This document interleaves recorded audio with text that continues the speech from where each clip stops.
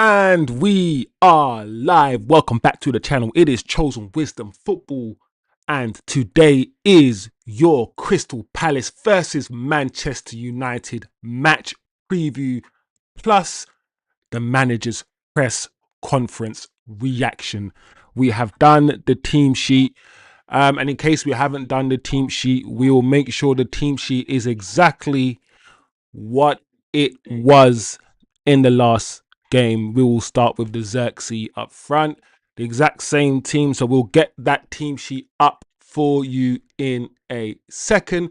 But this is your Crystal Palace versus Manchester United match preview. And of course, as I've said, we have the manager's press conference quotes to go through. Welcome back to the channel. It is Chosen Wisdom Football, a channel for the football purists, for the Man United fans who like to use their brains just a little bit more. If that's you, then this is the channel for you. This is a channel all about critical thinking and approaching the game a bit more methodically. So welcome back to the channel, everybody who's tuning in, jumping in. If you're just dropping in, big up yourselves. I hope you're having a great week. I hope you are having an amazing Friday. Today actually is my birthday, people. It is my birthday today. I'm approaching the big 40. I'm not 40 yet, people. I'm still quite young, but I'm approaching that tender age. So pray for me. Pray for me that I reach that age, that I actually reach that age. But I'm getting close, guys. I'm getting close. So today is my birthday. Big up me. Big up me. Yeah, let's get into it, guys. Let's, as usual, start with the manager's press conference. As usual, these are some of the times where I'm either dreading what the manager says or I'm either entertained by what the manager says. I hope everyone has recovered from the Everton result, but for some reason I believe that the fan base, the feeling amongst the fans in general, I feel like we've turned a negative corner. I feel like we've gone from being really positive and optimistic, and I believe the Everton result put a lot of things into perspective for a lot of people. It reminded us about the manager. It reminded us about the manager's failures.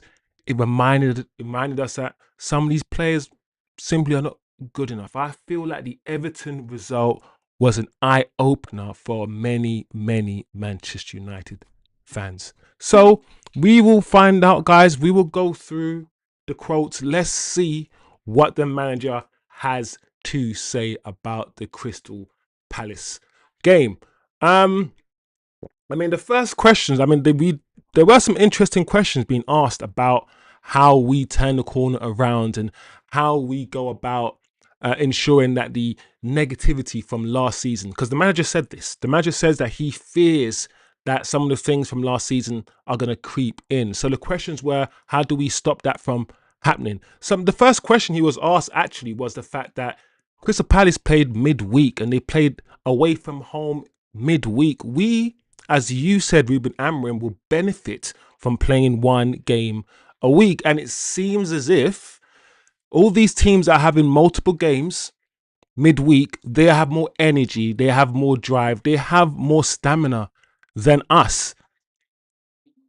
They do. We disappear in the second half of games. And I think that we can see that, can't we? We can see that we disappear in the second half of games. So surely that also has to do with the fact that we'll have less stamina.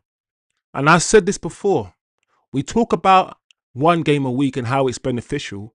The teams that are playing 2 games a week, we must think about this intelligently, like we do always on this channel. If you play more games, you're more conditioned. If you're running more, if you're running 90 minutes, it means you're more prepared to play 90 minutes. You're more conditioned, rather than a team that only plays 90 minutes once a week.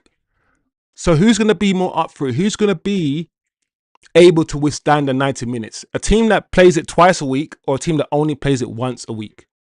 Just think about that logically, just for 1 second, guys. So I've always said this whole playing once a week and having more time on a training ground, he conned all of us. I did say to the fan base, it doesn't make sense. The best way to train is actually to play games. You cannot replicate the game situation in training. The more games you play, the more serious games you play, the better you will be. So he was asked about this, and his response, guys, was this: it was a tough week as it should be, but the process needs to continue and we need to go for the next game. This is in response to being asked about how we pick ourselves up. In response to the fact that Crystal Palace play twice a week. How do we beat a team like that?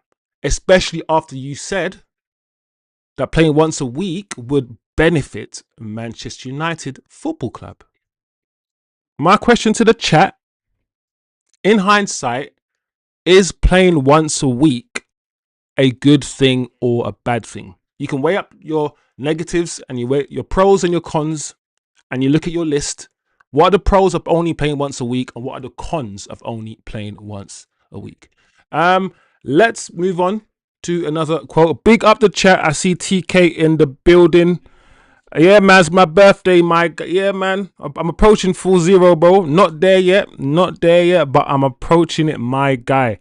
Big up TK. I appreciate that, bro. Big up, man. Big up TK in the chat. The best guy in the channel. Better than me. Not really. But so he was also asked about the wing back. So I'm gonna just take some quotes that I found interesting. He was pushed about Glasner's system and the fact that he plays a similar system to him. Glasner also lost his best player in Heze. So he's lost his best player in Heze, plays a similar system, and he seems to be doing it better, right? And then he also was asked about the wing backs, the fact that Crystal Palace's wing backs apparently cover more distance than our wing backs. And he was asked whether that is an issue. Our wing backs, the distance that they cover, is that an issue? So he essentially asked, are you going to strengthen that position, right? He responded by saying that we need more time to improve the characteristics of the team. We need more time to improve the characteristics of the team. We should have enough to beat 10 men. We should have. It's these characteristics we will try to change. Very, very interesting response. Because if he means improving the characteristics, i.e. on the training ground, I don't see much improvement with any of the players that we have. But he could be referring to just improving the characteristics, i.e. getting new players. I've said, guys, we do need wingbacks. I've stuck up for Dorgu, but even though I've stuck up for Dorgu in terms of giving him time, I've also understood that he's currently, at this present time, not good enough. And we probably need, and I've said it in the summer, I've said it all along in the summer, I believe we needed a 24, 25-year-old experienced wingback.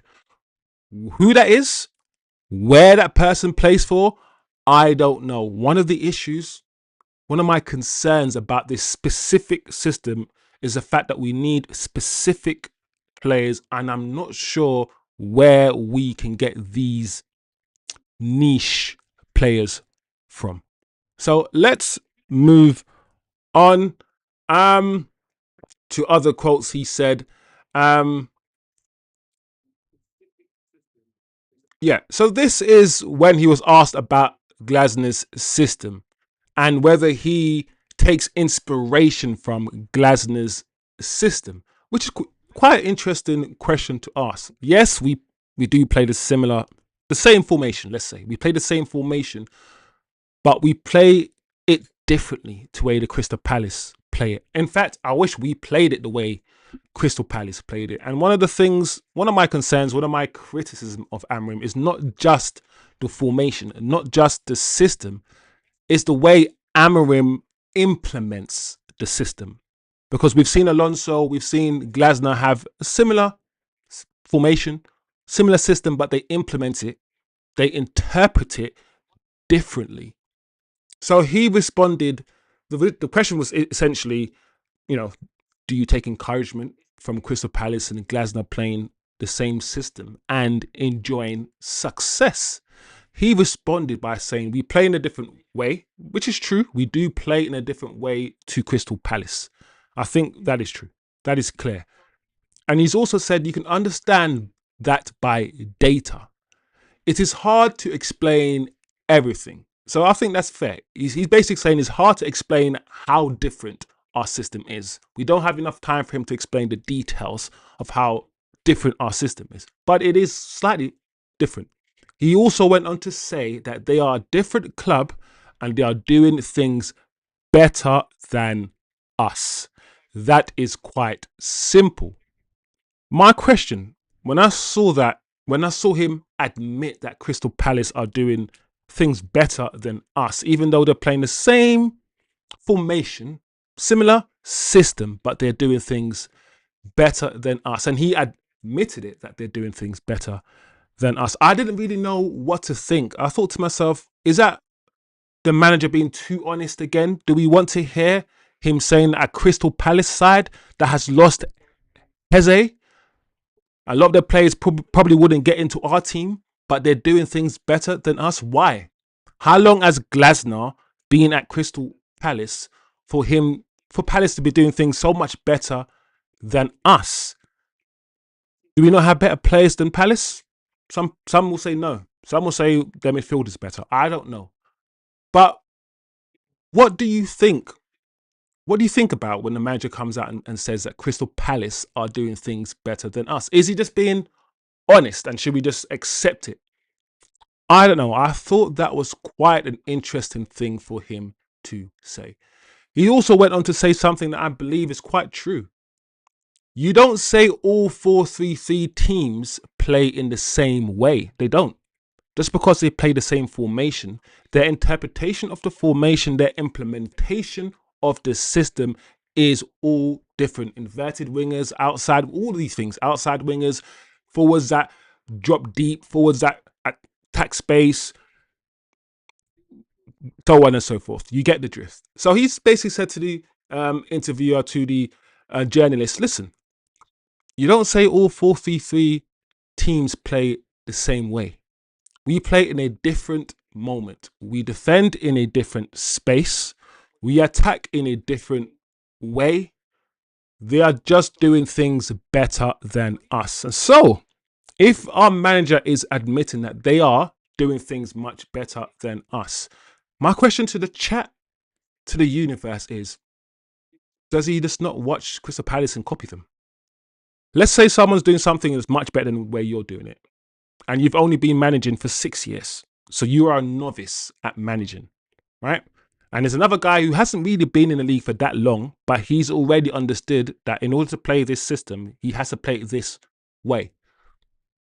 Can we just not replicate that? Can we? Is that too easy of a response? Is that too easy of a thing to do? I don't know. But I did find it quite peculiar that he was saying this. I don't know if I want my manager saying how good their system is and how it's better than us. They are better than us. I'm not sure. You guys might have a different thought process. You might think differently. Let me know, guys. As usual, big up TK in the building. TK says once a week has us 10th. More than once a week, we'd be 15th. So TK believes, and I think the makeup of the squad, the fact that it's a lot smaller now as well, probably means we probably couldn't handle 2 games a week. But then again, you look at Crystal Palace, you look at other teams like Tottenham Hotspurs, who, in my opinion, don't have, their team is not as good as us. We have people like Kobe Mainoo on the bench. So it's interesting. It's interesting. There's no right or wrong answer. It's just opinions, guys. TK, big up TK. Another way to look at things is that we were one lousy game away from fifth place. Fifth place. One win away from fifth place, essentially. So that speaks to the league, I think, TK. It speaks not just to us and what we are doing. I think it speaks to the quality of the league. And during the press conference, the manager actually said, in this league, just a run of games, this run of 3 games could change everything. Everything in this league. This league, yeah, is not a good league this year. Last year was not good. Last year it was terrible. Liverpool just played a very basic game and they were just consistent. They scored their goals and they won the league. This league, Arsenal are going to win it. They're going to win it and it's going to be a very, very bad league. A league of set pieces, a league of corners, boring football. That's what we're going to see this year. So, just a run of games, just 3 or 4 wins on the bounce could enormously change our trajectory this season. I just don't know if we, personally, my personal opinion, I don't know if we can do that with this manager. Yes, we won 3 games in a row, but can we do that again? Can we go on a run again, guys? Let me know. Let's move on. Let's see what else the manager has said in his press conference before the game. Let's have a quick roundup on injuries, guys. Let's talk about who is not going to make it on Sunday. Matheus Cunha is out again, so we're not going to see Cunha. That, for me, is a big miss. I like Cunha. I think Cunha has been, just like many of the players, not just Cunha, inconsistent. He's had games against Liverpool where he was amazing. He's had games where I feel like he's done too much. He's holding the ball a bit too much, being a bit selfish. So he's still finding his feet, let's say. But Cunha is one of our main players now. And we really missed him against Everton. We did. He could have been that guy to carry the ball when we needed him to give the team a bit of a rest whenever, But at the same time, we played against 10 men. We played against 10 men. So did we really need Cunha against a 10-men Everton team? We shouldn't. We shouldn't really need him. We should have beaten Everton without him. Nonetheless, he's not going to be available for Crystal Palace, people. He's out, and the manager said he will probably be back the next game. With regards to Harry Maguire, once again, he is out for the foreseeable future, maybe a few more weeks' time. And it looks like Sesko might be out for slightly longer than we think. We were told 6 months. Then we were told it was only going to be a month. Then we were told 4 weeks. It seems as if it might be just over a month. We might not see Sesko in December. So we'll keep our eye on Sesko. There's a lot of talk online. I can see it. I can smell it about Xerxes. And I understand Xerxes' first game, he's never played 90 minutes. I don't think he's played more than 10 minutes this season. And I said before the game started that if we lose, a lot of people will be using Xerxes as a scapegoat. And I believe that is what's going on in the fan base. Xerxes wasn't the reason why we lost today. In fact, I would say Xerxes played better than Mbumo did. He did. It wasn't great. And I'm not here to sing Xerxes' praises. He wasn't amazing. And I don't really feel that anybody was amazing. And that's the point. Nobody was good. Nobody was good. So to single one person out, I feel like that's being disingenuous. You're looking for a scapegoat. So no Cunha, no Maguire, no Sesko. Let's move on. So that's your injury updates. Also, he was asked, he spoke about Amad Diallo in a press conference, and he spoke about wing backs in general. So when he was asked about wing backs, he basically said he needed a right-footed Amad Diallo to play on the left. That's what he said. And I feel like a lot of times, especially with our community, we don't appreciate Amad Diallo. I do. And I've always said that I believe Ahmad is arguably, I'm not going to put my neck out that much, but arguably our best player, period. He's one of the few players that I've seen the manager play left 10, right 10, and wing back. You have to be a good footballer to play those positions. So the fact that in the interview, the manager was alluding to the fact that he wants another Ahmad, but right-footed, kind of shows how much the manager loves Ahmad Diallo. So if you find yourself in a year's time saying, let's sell Ahmad Diallo, if you find yourself in a year's time saying, let's sell Cunha or Brandon Bumo, just ask yourself why. Just ask yourself why. Because a lot of people are talking about revamping the team and selling everybody. And I'm like, no, we don't actually need an overhaul again. We need to plug the holes now, guys. That's what we need. So I like the way the manager, at least, I don't agree with the manager on a lot of things. I think it's clear, but I like the way that he at least loves Ahmad. He loves Ahmad. And if you don't love Ahmad, there's something wrong with you, I think. He's just a joy. He's one of those players you watch and he's just a joy to watch. He plays football the right way. So Ahmad now on Instagram has come out and he said, he who does not suffer will not know true success.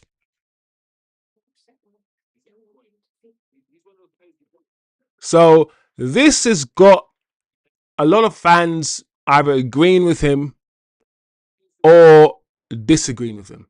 It's split the fan base. I guess some are, yes, we need to suffer more.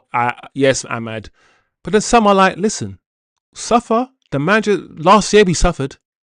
We've got Brandon Boomer and Cunha now. We've got players now. Why do we need to suffer? Why are we still here suffering? Why? Bournemouth are not suffering. Brentford are not suffering. Why do we have to suffer?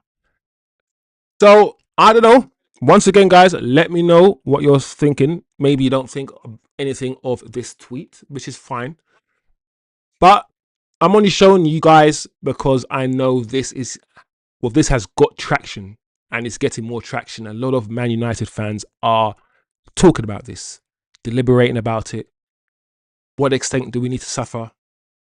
Have we been brainwashed into this whole suffering thing? Now everyone's talking about suffer. Why do we need to suffer? What the hell, bro? This is football. I hate the fact we use the word suffer.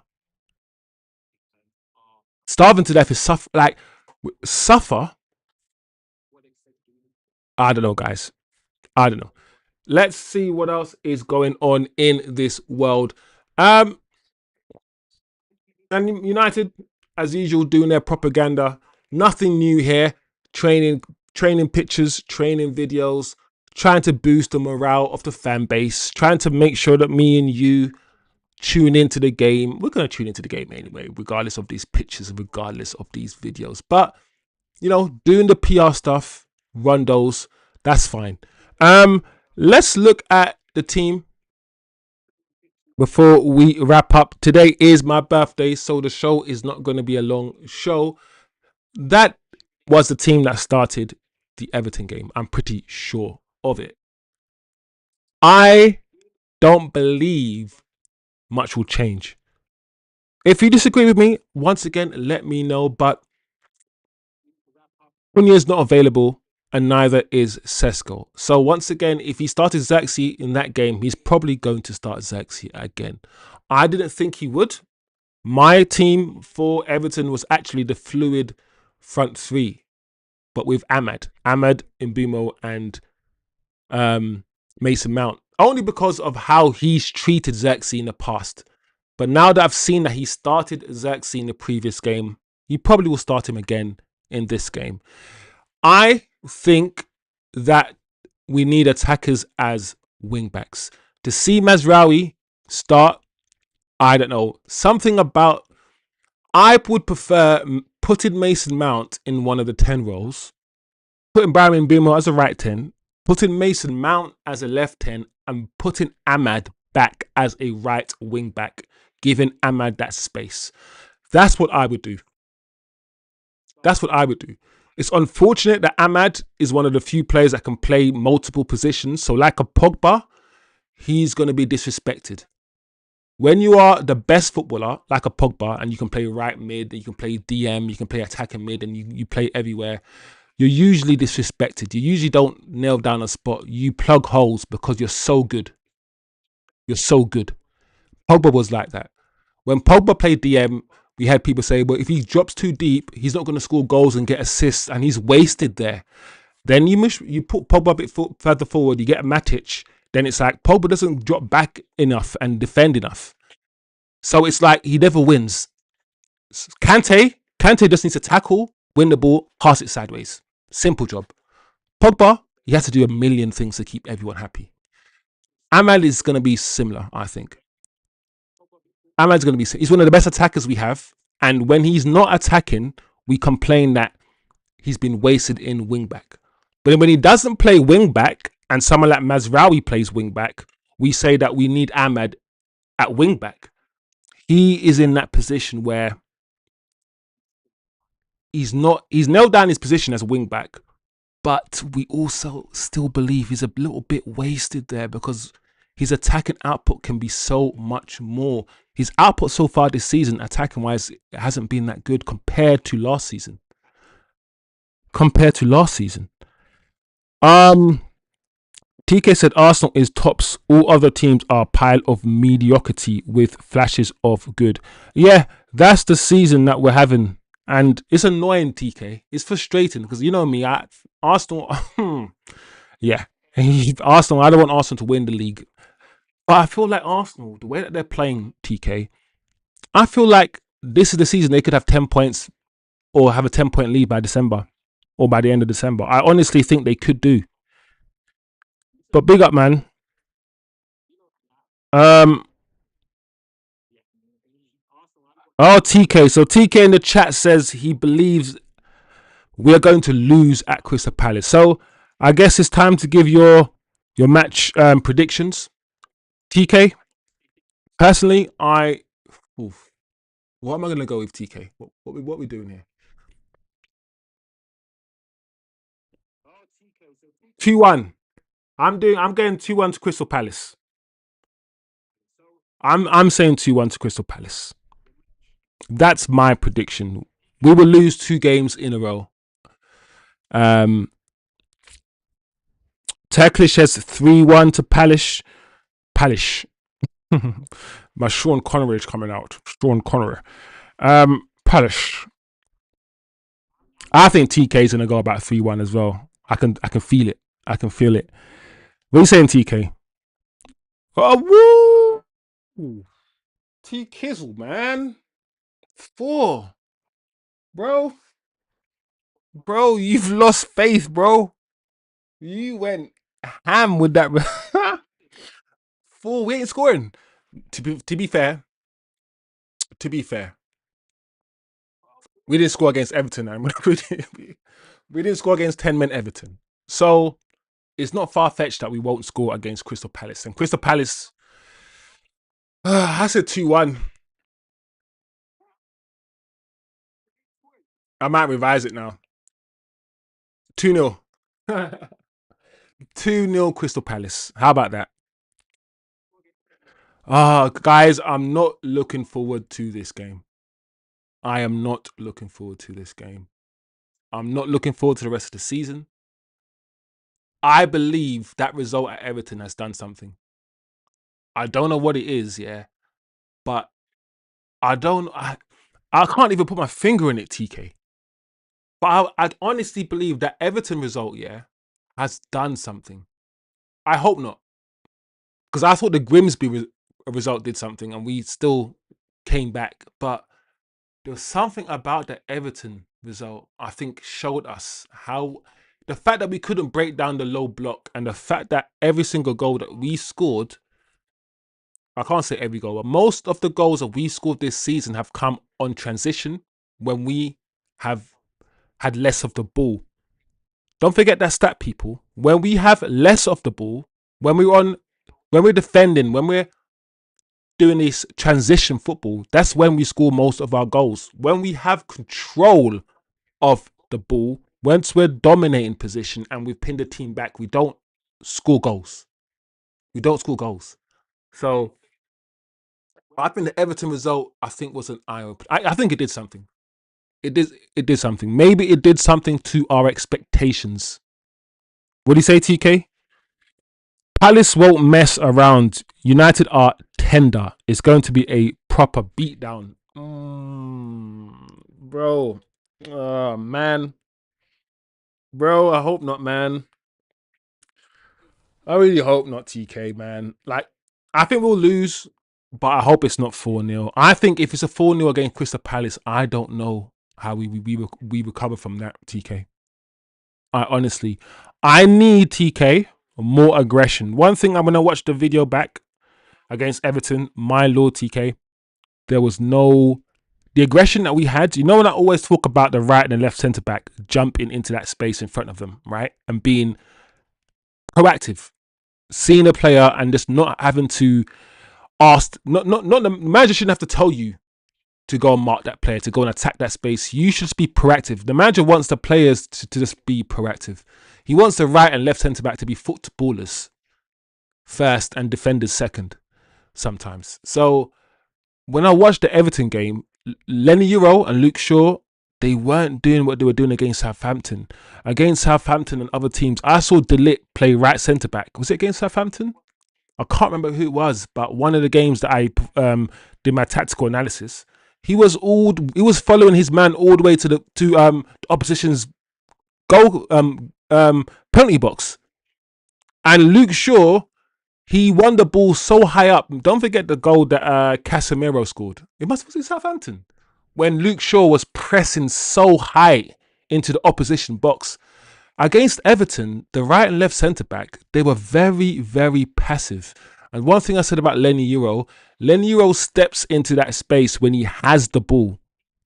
But when Lenny Euro needs to attack the man, he's very passive. Lenny Euro is that sweeper that stands off rather than engages.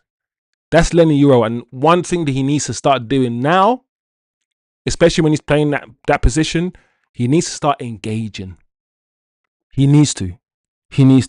So we need more intensity.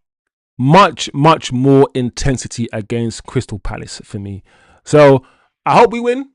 I don't think we will, but I really, really hope we do. That is your preview.